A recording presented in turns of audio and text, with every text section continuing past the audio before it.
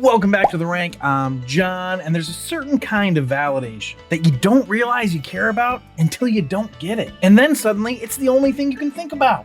Tell me the truth. I'm losing my looks, aren't I? No!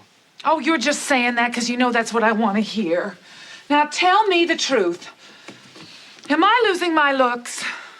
Yes.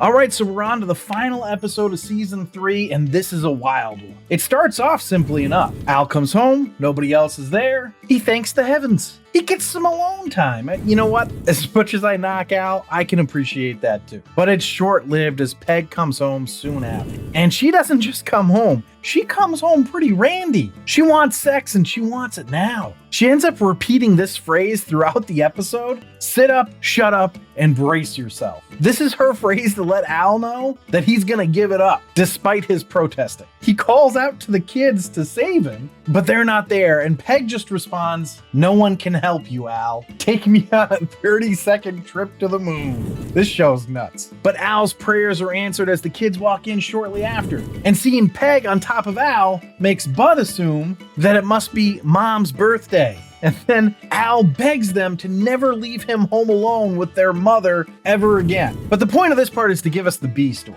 It turns out school's almost over, and Kelly thinks, well, she better start going then. Which doesn't really fit because before, in an earlier episode this season, she was like, school is my home away from home. It's my office. It's where I get my messages, blah, blah, blah. She has to go. And now she's saying she doesn't ever go. Whatever. And Peg is going to make more of an impression on Kelly than Al is here. Peg doesn't want Kelly to fail, and Kelly is feeling the pressure. She's like, Kelly, you have to go to school. Kelly, you have to pass. Kelly, you have to learn to read.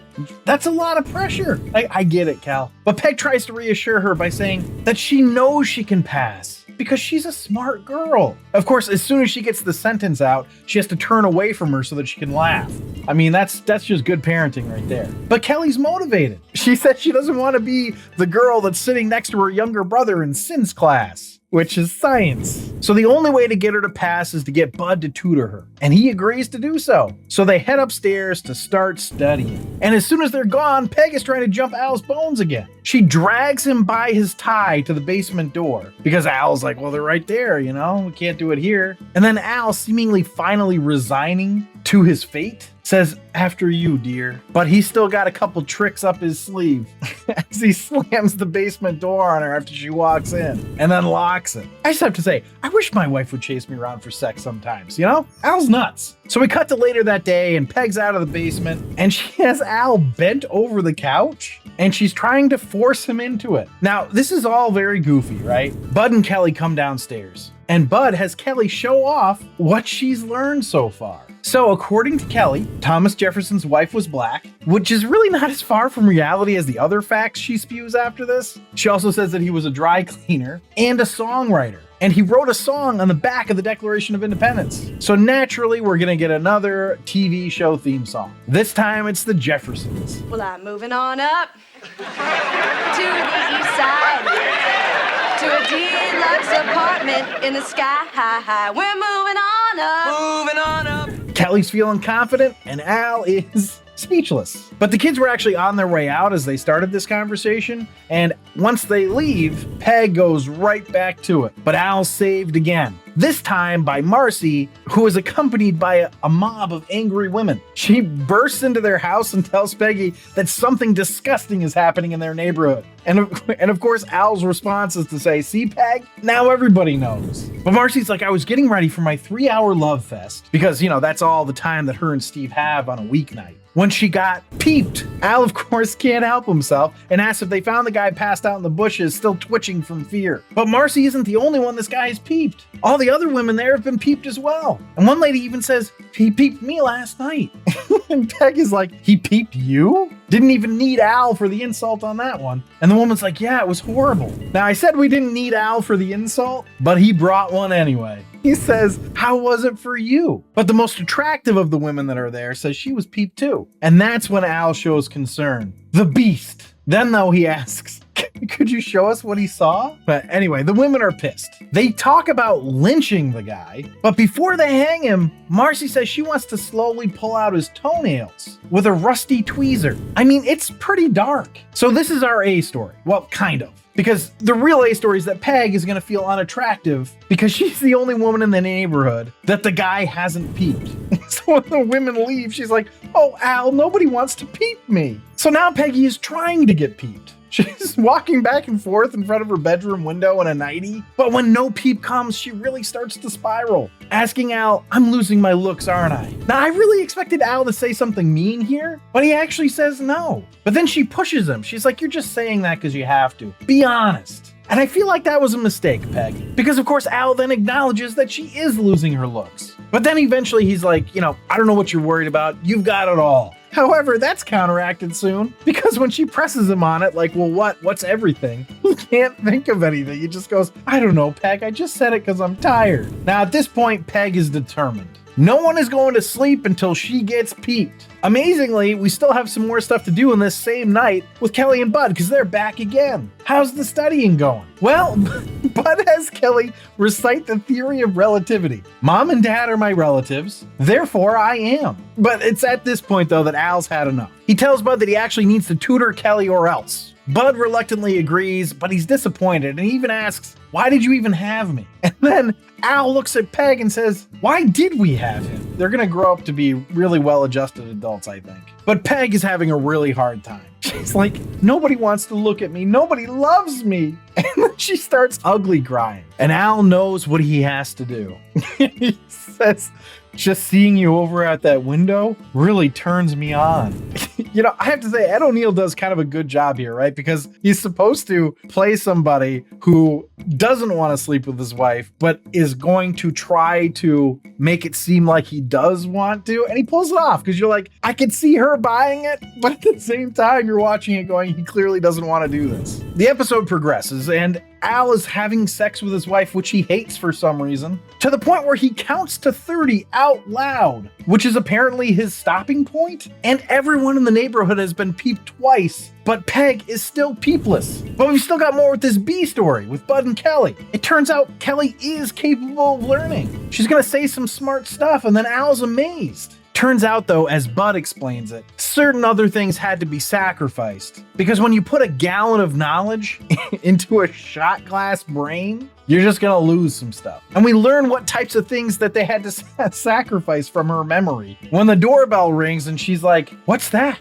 And then she doesn't recognize Al. And the joke just sort of continues like that. And it was funny, it's cute. But Steve is gonna come over next and he has the opposite problem that Al does. You see, since the peeping started, Marcy hasn't wanted to have sex with him. And unlike Al, Steve actually likes having sex with his wife. I mean, without sex, he might as well live with his mother and be happy. At least in the morning, he'd get his juice and vitamins in bed. To which Al replies, really? My mom would just light me up a Lucky and send me to school. What the hell is with this family? But the point is, Al can't go on having sex with his wife, and Steve can't go on having sex without his, which was a really weird way to phrase it, and it was done purposefully. And I couldn't help but dwell on what the heck that meant. Either way, though, Al's got an idea of how to solve his dilemma. He's gonna pretend to be the peeper and peep on Peg. You see, Peg had left out a ladder and milk and cookies on her windowsill to try to entice the peeper to come peep on her. So Al climbs the ladder, puts pantyhose over his head, and tries to get Peg's attention. But she's in the bathroom and she doesn't notice,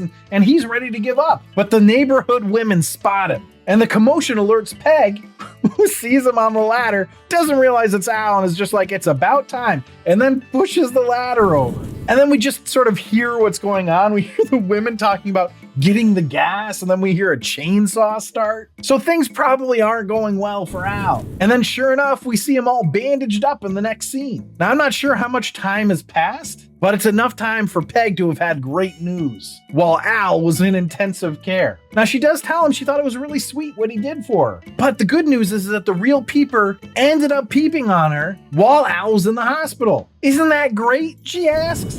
I'm so happy for you, is what Al responds. And as he says it, he has to spit out a tooth. It's so goofy. The good news doesn't end there, though. Kelly and Bud come in the door, and Kelly has passed. She's gonna be a senior. 2 more years and she graduates. Now they want to go out and celebrate, but Al is on the couch just asking for painkillers and they just ignore him and leave. Poor Al. But that's the whole episode. Let's see how it ranked. Oh, wait. Now this is a really strong Married with Children episode, and it works because it leans all the way into what the show does best, taking something relatable and pushing it to an absurd extreme. At its core, this is just about insecurity. Peggy feels unwanted because she's the only woman not being peeped on, and that spirals into this over-the-top mission to prove that she's still desirable. It's ridiculous on paper, but the feeling behind it is real, and that's what makes it land. Where this episode really stands out, though, is the execution. The dialogue is consistently funny from beginning to end, with a lot of classic Married with Children style jokes that still feel fresh. And the episode flows really well. It balances the A story with Peg and the Peeper, alongside the B story with Kelly actually learning, without either one dragging the other down. And the performances help a lot too. Everyone's fully committed to the bit. And even the smaller moments, like Kelly's brief flashes of intelligence immediately falling apart, really land. And then there's Al, who's stuck in the middle of all of it. He's dealing with the exact opposite problem of Steve, trying to avoid sex while Steve's trying to get some, and it all builds to that final payoff where Al goes through absolute hell, just for Peg to get what she wanted anyway. At the end of the day, this is a well-constructed, really funny episode that hits the sweet spot for the series. It's absurd, it's mean in all the right ways, but it's also grounded enough to feel relatable underneath it all. So when I put it all together, here's where I landed. For story, a 4.75, acting, a 4.5, dialogue, a 5, episode coherence, a 5, and character relatability, a 4.5. So those are some pretty high scores, so it's not going to take a huge laugh counter to get it in the top 3 tiers, and this had a really big laugh counter. It got me 22 times. Now, if you'd like a more in-depth breakdown of all the categories, you can check that out on my Patreon page, patreon.com/TheRankPodcast, where you can become a patron, get all the perks of being a patron. But this puts the episode total at a 45.75, which makes it a top tier meaning of life. And not only is it top tier, it's officially the #1 ranked episode of the whole series so far. Now, if you want to see the list of all the episodes, you can check that out on my website at therankpodcast.com. But for the series as a whole, the average is a 33.39, which keeps the series as an I'd watch it again. And if you're ranking along with me, drop your score in the comments. But thanks for listening and or watching. Check out my other Married with Children ranking episodes or any of my other sitcom or movie ranking episodes on this channel. Remember to comment, subscribe, and like. If you'd like to reach out to me directly, you can email me at john or info@therankpodcast.com. But I will leave you with this. Al, exasperatedly tired, yelled what at Peg when she finally got in bed? What did he say? Don't make a peep. Oh, brother.